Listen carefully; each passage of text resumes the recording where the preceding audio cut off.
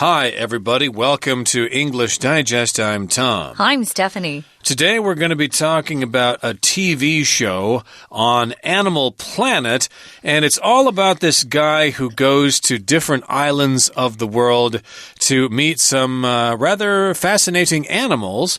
And this program is called Mystery of the Lost Islands, which again is on Animal Planet. And let's see, what's this guy's name? The host of it sounds kind of like... David Salmoni. Yeah, it sounds like a kind of Italian name. He's an adventurer, and he's going all over the globe to meet some interesting, big, predatory animals. Animals that can be quite dangerous, actually. Yeah, especially men or human beings. That's an animal that's quite dangerous. But I think we're talking more about like sharks and killer whales and maybe raging elephants and things bears, like that. Yeah. Bears, yeah, got to watch out bears for them. Bears are scary. But in any case, the title of our article is Predatory Tales of the World's Lost Islands. Predatory means having to do with predators, animals that hunt other animals and kill them to survive. Yes. And that's what he's trying to find on these islands in the world, these predatory animals. So let's hear about some of these stories in today's lesson. Let's read the entire contents right now.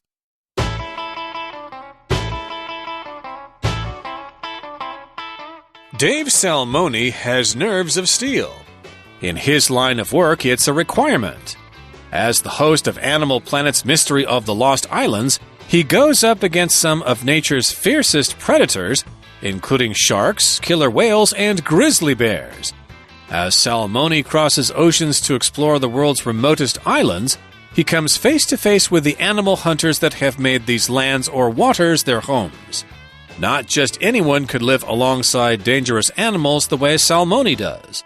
A zoologist and animal trainer, Salmoni has been working with wild animals professionally since 1998.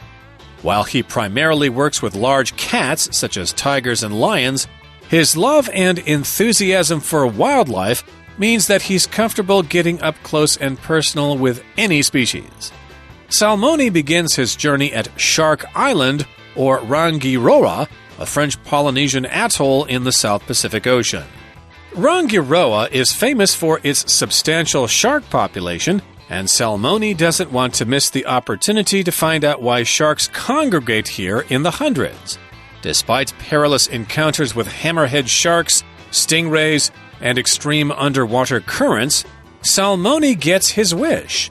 It turns out that the currents themselves are the answer to Salmoni's question. In the evening, during the changing of the tide, the current stirs up nutrients found in the atoll's lagoon. The marine life then gathers to enjoy the healthy minerals when the current sweeps them into the ocean. The sharks take advantage of the feeding frenzy too. Since all their prey is gathered in one particular spot, it's the perfect time to hunt. With one island mystery solved, Salmoni packs his bags for the faraway Falkland Islands. Well, before we started going through the article that Tom just read, he explained kind of what predatory means. If you're a predatory animal, you hunt and you chase other animals, then you kill them so that you can eat, because that's what they live on. So we're talking about some pretty dangerous animals today. Tales of the world's lost islands. If you're a lost island, you're perhaps a place in the world that no one's ever been to before. Be kind of scary to be lost on a lost island because no one would know how to rescue you. Let's talk about the star of this particular TV show, David Salmoni. It says here he has nerves of steel. Nerves are things within our body that help our brain communicate to other parts of our body, like our hands and our feet, things like that. We feel pain because of nerves. But also, if you get scared and you're nervous and you start to shake, that's because of your nerves and the reaction. Your nerves carry little messages from your brain to other parts of your body. So if you're saying you have nerves of steel, it means you're very, very calm and collected. You're not nervous or scared scared when other people might be terrified.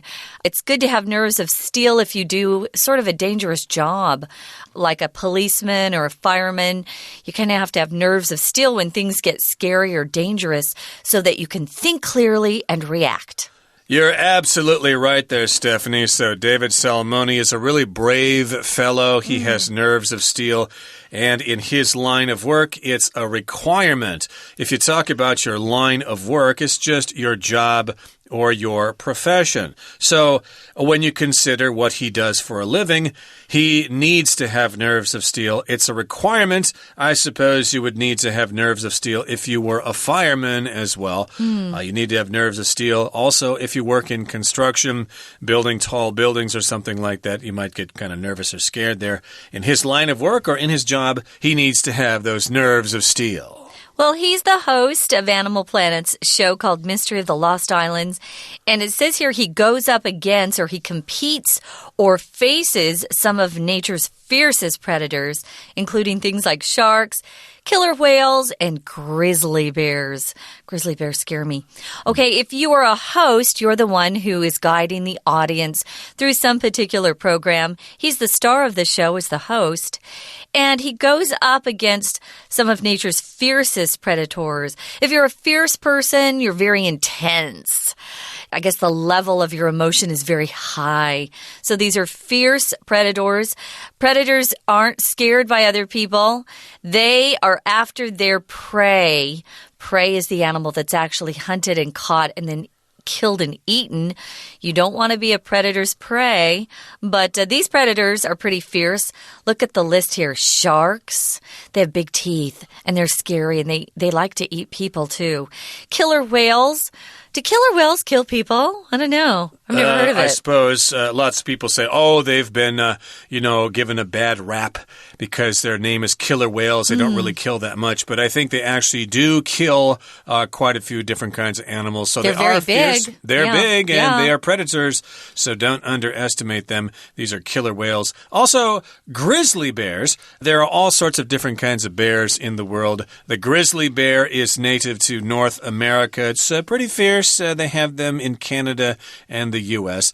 And as Salmoni crosses oceans to explore the world's remotest islands, he comes face to face with the animal hunters that have made these lands or waters their homes. So he's going to different islands in the world, crossing the world's oceans to explore those islands that are remote. They're the remotest islands. Remote just means far away from anything. Fiji, for example, is remote in the Pacific Ocean. It's in a remote location there. And he comes face to face with these animals, but also the animal hunters. I guess he's not talking about people who hunt these animals. We're talking about animals that hunt other animals. Yes. So they're probably not going to be nice to him just because he's a guy, If they want to hunt him, they'll hunt him and kill him as well. So, yes, indeed, it is a very dangerous thing to be doing. Yeah, I think they would look at him and just think, ooh, what kind of food are you? I bet you're tasty. So you got to be really careful. If you make a place your home, that's the place where you live. And I could say Tom and I have made Taiwan our home. We weren't born here, but we moved here and have decided to stay because it's so nice and wonderful. Now, the second paragraph starts out with this sentence: not just anyone could live alongside dangerous animals the way Salmoni does. If you live alongside something, it means your day-to-day living brings you into contact with that thing or those people. He's described as being a zoologist. A zoologist is someone who studies animals and the body, in school. Oftentimes people who study zoology in college go on to become doctors. I don't know anybody personally who studied this in school. Do you, Tom? No, not that I can think of, but I'm sure you can find jobs if you study zoology. And then later you can become a zoologist, a person who specializes in the behavior and the physiology and all that kind of stuff of animals. But notice it's not zoology, guys. It's pronounced zoology. And a indeed. Zoologist. There you go. Okay, so he's a zoologist and he's also an animal trainer. And Salmoni has been working with wild animals professionally since 1998. So he's got some amount of experience there. And while he primarily works with large cats such as tigers and lions, his love and enthusiasm for wildlife means that he's comfortable getting up close and personal with any species. Okay, so these are large cats, which are members of the cat kingdom. Ooh. Tigers, lions, pumas, leopards, etc. So cheetahs. Yes, go ahead. Cheetah. Cheetah. Oh, yeah. I thought he does. I thought that's what you said. No, cheetahs. And yes, indeed, he gets up close and personal with them. He's got this love and enthusiasm for wildlife. Enthusiasm is an excitement you have for something. You have a high amount of enjoyment or interest in that particular thing. You might have an enthusiasm for gourmet cooking. You go to restaurants all the time and try different recipes and stuff like that. And the adjective is enthusiastic. So we could say he's enthusiastic about wildlife. He's a big fan of getting out there and seeing those wild animals. Not everybody enjoys that, but he sure does. And he's made a living out of it because now he's a host of a TV show, which is kind of great. Now, if you get up close and personal with something, it means you get right there. You're not looking at something in a book or watching a TV show. Or if you're in a zoo, you're not standing behind a big glass cage or wall. You get to stand very, very close to whatever you're looking at. It can be kind of scary, and you might need nerves of steel if you're getting up close and personal with some of these things like grizzly bears and tigers and lions, because you never know when they're going to strike out at you. Even some of these trainers who work with animals for a long, long time can suddenly have that animal turn on them. Because remember, they're wild, even if you try to tame them, which makes them a little bit more domesticated. But they're not pets. Nope. That's right. So you got to be careful and you got to know what you're doing. And we'll continue talking about David Salmoni in just a couple of seconds. But right now we're going to take a break and listen to our Chinese teacher. 大家好，欢迎收听 English Digest， 我是 Sunny。今天我们要一起阅读的文章是 Unit3 动物星球频道的第一天课程 Predatory Tales of the World's Lost Islands。文章第一段介绍动物星球频道所推出的一个新节目，叫做 Mystery of the Lost Islands 挺进蛮荒岛。这个节目的主持人是 Dave Salmoni。要当这个节目的主持人并不容易，不但要有 nerves of steel 钢铁般的坚强意志，还要有大胆冒险的精神。我们看到第一段的第二句 As the host of Animal Planet's Mystery of the Lost Islands, he goes up against some of nature's fiercest predators, including sharks, killer whales, and grizzly bears. 身为动物星球频道挺进蛮荒岛的主持人，他将面临一些大自然中最凶猛的掠食者，包括鲨鱼、杀人鲸和灰熊。本句的 including 是介系词，意思是包括、包含。常见的用法是在一个完整的句子后面加上逗号，然后加上 including， 再接上名词。例如 David is adept at a variety of sports, including volleyball, baseball, and badminton. 大卫擅长各式各样的运动，包括排球、棒球和羽球。这个句型也可以用形容词 inclusive, I-N-C-L-U-S-I-V-E 来替换，把 including 改成 inclusive， 后面再接上介系词 of， 再接名词。例如 The cost of the hotel room is $3,000 NT dollars, inclusive of breakfast and vouchers for the private hot springs. 这间旅馆房间的费用是3000元台币，包含了早餐和私人温泉的入场券。另外，这个句型还可以用 included, I-N-C-L-U-D-E-D 但使用 included 的时候，要先列举名词，然后才在名词后面接上 included。例如 John painted the wall in many colors, red, blue, yellow included. 约翰用许多颜色来油漆这面墙壁，包括红色、蓝色和黄色。接下来我们看到文章的第二段，这一段提到并不是每个人都能担任这个节目的主持人，主持人必须要有勇气之外，还要有过专业的训练，更重要的是必须对野生动物有热忱。我们看到这一段最后一句的后半部分， His love and enthusiasm for wildlife means that he's comfortable getting up close and personal with any species. 他对于野生动物的喜爱与热忱，代表着他和任何物种近距离接触都能感到自在。本句有一个名词 enthusiasm， 意思是 a strong feeling of interest and enjoyment about something and an eagerness to be involved in it. 对某事物有很强烈的兴趣，能享受在其中，并且渴望要参与其中，也就是指对某事物的热忱或热情。如果我们要表达对某事物有热忱，我们可以说 to show or to have enthusiasm for something. Judy has been a novelist for almost 20 years, and she still shows great enthusiasm for writing. 朱莉当小说家已经将近20年了，但她对写作仍然有很大的热情。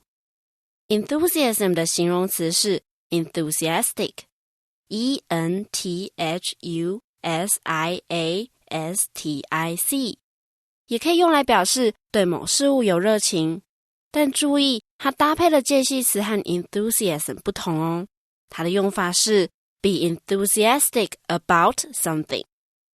例如 Lisa has been enthusiastic about collecting stamps since her childhood. 丽莎从小时候就一直对集邮很有热忱。此外，名词 zeal, Z-E-A-L 也有热忱的意思，就相当于 enthusiasm。例如 Catherine often takes part in charitable activities with great zeal. 凯瑟琳常热心参与慈善活动。We're going to take a short break. Stay tuned. We'll be right back.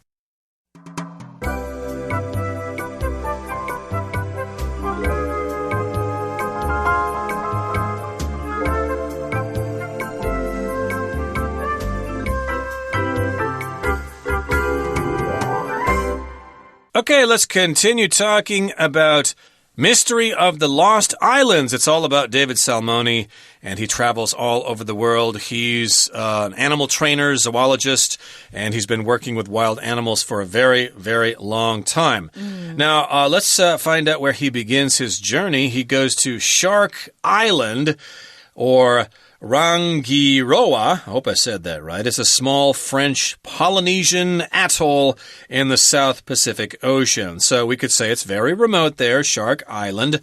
It's a property of France. It's a French territory there, and it's in Polynesia, which is an area of the Pacific Ocean that has all sorts of islands there, and they don't all belong to France. Of course, some belong to European countries, but some, of course, are independent as well.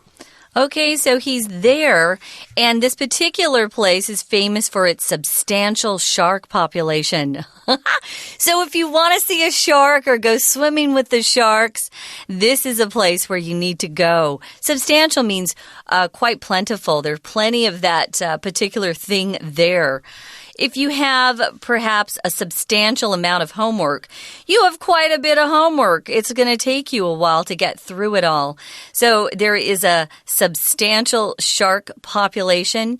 You could say there's an ample shark population, a considerable shark population. There are quite a few of them over there. And Salmoni doesn't want to miss the opportunity to find out why sharks congregate here in the hundreds. If you congregate, this is a verb that's related to the noun congregation, which is a group of people who go to church together and they all sit in the audience, a congregation. So you know there's quite a few people sitting together or being together.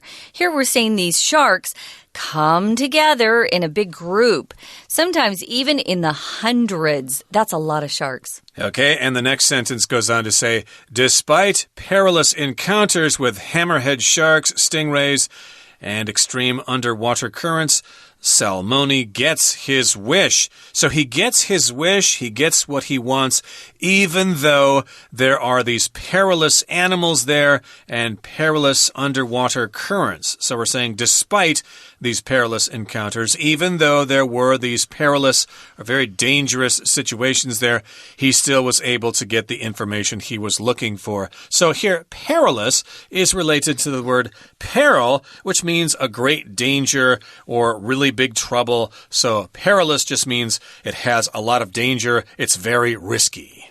Yeah, and you notice here he has encounters with different types of water animals, you could tell them. A hammerhead shark is a shark that actually looks like he has a hammer on his head.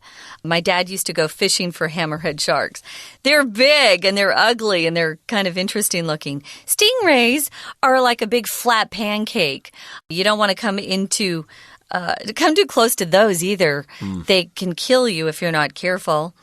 And he's also battling extreme underwater currents. A current in a water is a stream of water that's going in one direction. It can be quite strong, so you have to be careful that it doesn't pull you under and you could drown that way. So he gets his wish because he gets to have some of these perilous or risky, dangerous encounters with these different types of big fish. Indeed, you can have currents in the ocean, in a river, and also in the air currents as well. So again, he has tried to figure out exactly why there are so many sharks here. It turns out that the currents themselves are the answer to Salmoni's question. Okay, so again, he's trying to figure something out here, and he goes to this island here. And he figures out exactly why the sharks are so busy there. It's because of the currents there. Let's find out. In the evening, during the changing of the tide, the current stirs up nutrients found in the atoll's lagoon. Okay, so this happens in the evening. There are different kinds of tides when the ocean water comes in and when it goes out. It all has to do with the sun and the moon. There are different cycles, and it's kind of complicated. But in the evening, of course, the sun has set, so the tide changes. The water comes in or it goes back out again, and so as a result, it stirs up nutrients. If something stirs up something, it kind of mixes it up a little bit, and the ingredients kind of float around in the water. They get mixed up. These are nutrients, which are things that actually help people or animals survive. They're like vitamins and minerals and stuff like that. And they're found in the atoll's lagoon. A lagoon is like a body of water that is separated from the sea, but then it's sort of connected by a little passageway or something like that. So it's kind of separated from the ocean. And I don't know if we talked about the word atoll, but it's a kind of island, especially in the Pacific Ocean, that's made of coral and it's ring-shaped. So yes, indeed, the nutrients are kind of getting stirred up in the lagoon here, and that sort of explains why the sharks are so busy there. Well, they want to eat. And most animals feel better if they eat nutritious food, right? We do, that's for sure, even though sometimes we're naughty and we eat cookies and cake and ice cream too much. Well, that current stirs up those nutrients. And so the marine life, we're talking about the fish and the other small marine life that's in the water, they gather to enjoy the healthy minerals. So they go there to feed. They can feed on these nutrients, and that's good for them because the current then sweeps them into the ocean. Oh, okay, that makes sense. Now, the sharks take advantage of the marine life that is swept out into the ocean by eating them, of course. If you take advantage of something, you don't let an opportunity go to waste. You use an opportunity to do something that is good for you. It can be positive, it can be negative too, but mostly it's positive. They take advantage of all those little marine animals who get swept out into the ocean, and that's when they start to eat. And that's when this feeding frenzy happens. A frenzy is a situation where there's a lot of very, very quick, sometimes even loud activity that's going on. So things are moving very, very quickly. Feeding frenzy means there are a lot of those sharks gathering together to eat as much of the marine life that they can find. Yeah, when your baseball team wins, for example, you might find yourself worked into a frenzy. You'll be going nuts. You'll be crazy. You'll be making noise and stuff like that. So this is kind of like a food chain here. The nutrients are stirred up. Then smaller fish come out to eat the nutrients. And then the sharks go, look at all those fish there that we can eat too. That's right. So that is the answer to the question, why do so many sharks congregate there next to that island there? There's your answer. The sharks are taking advantage of this feeding frenzy. And since all their prey is gathered in one particular spot, it's the perfect time to hunt. Yes, it's very convenient that way. All their prey is gathered there. Prey here is P-R-E-Y. That's a noun. It refers to the thing that you are hunting. If an owl attacks a rat, then the rat is the owl's prey. Yeah, so it's kind of like having a big, big supermarket right there for the sharks. They can get all the food they want. Now, with one island mystery solved, remember, he was just able to answer that question of why so many sharks group together there because of all that yummy marine life that's taking advantage of the healthy minerals. He has that mystery solved, so Salmoni, our host, is going to pack his bags, take his suitcases with him, and he's going to go to the faraway Falkland Islands. We're going to talk about that in our next program, but right now we're going to listen to our Chinese teacher. 文章的最后一段提到主持人 Salmoni 去探索 Shark Island 鲨鱼岛，因为他想要知道为何这个岛会有上百只的鲨鱼聚集在这里。最后他总算找出答案。我们看到这一段的第4句It turns out that the currents themselves are the answer to Salmoni's question. 结果证明，水流本身就是萨莫尼疑问的解答。片语 turn out 的意思是 to develop in a particular way or to have a particular result. 中文常翻译成发展为，结果是。如果我们要说 A 的结果是 B， 就可以说 A turned out to be B。例如 The fireworks display turned out to be a disappointment. 这场烟火秀结果令人失望。那如果我们要说整件事最后的结果是什么，就用 It turns out that... 例如 It turns out that the teacher was right all along. 结果证明这位老师一直都是对的。以上为今天的课程内容，谢谢大家收听。Okay, everybody, that brings us to the end of our program for today. Remember, we're talking about Animal Planet's Mystery of the Lost Islands with David Salmoni. In today's program, he went to that island in the Pacific Ocean that has all the sharks, and now he's going to go to the faraway Falkland Islands in the South Atlantic Ocean there. So please tune in next time when we talk about that. From all of us here at English Digest, I'm Tom. I'm Stephanie. Goodbye. Bye.